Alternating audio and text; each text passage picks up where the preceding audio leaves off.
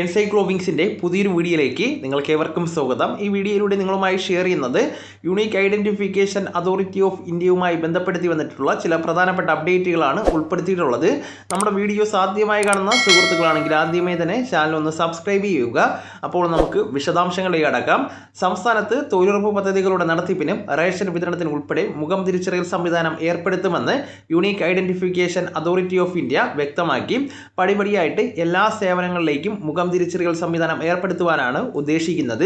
ഇന്ത്യയിൽ ആധാർ പ്രവർത്തനം സംബന്ധിച്ച കാര്യങ്ങളിൽ പാർലമെന്റ് അക്കൗണ്ട് കമ്മിറ്റി ഉന്നയിച്ച ചോദ്യത്തിന് യൂണീക്ക് ഐഡന്റിഫിക്കേഷൻ അതോറിറ്റി ഓഫ് ഇന്ത്യയുടെ മറുപടിയാണ് ഉണ്ടായിട്ടുള്ളത്. അംഗനവാടി ആനുകൂല്യങ്ങൾക്ക് മുഖം തിരിച്ചറിയുന്ന സംവിധാനം നടപ്പിലാക്കുവാനായിട്ട് സർക്കാർ നിർദ്ദേശിച്ചിരുന്നു. ഇതാണ് റേഷൻ കടകളിലേക്കും അതോടൊപ്പം തന്നെ തൊഴിലുറപ്പിലേക്കും എത്തിക്കാനായിട്ട് പോകുന്നത്.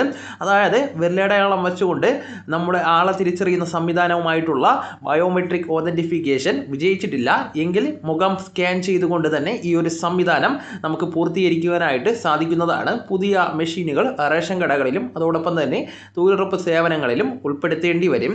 അപ്പോൾ ഈ വിവരം നിങ്ങളുടെ സുഹൃത്തുക്കളിലേക്കും മറ്റ് ഗ്രൂപ്പുകളിലേക്കും കൂടെ ഷെയർ ചെയ്യുക. നമുക്ക് തുടർന്നും വിജ്ഞാനപരമായിട്ടുള്ള മറ്റ് വീഡിയോസും ആനുകാലിക വിവരങ്ങളുമായിട്ടും വീണ്ടും കാണാം. അതുവരെ ഗുഡ് ബൈ.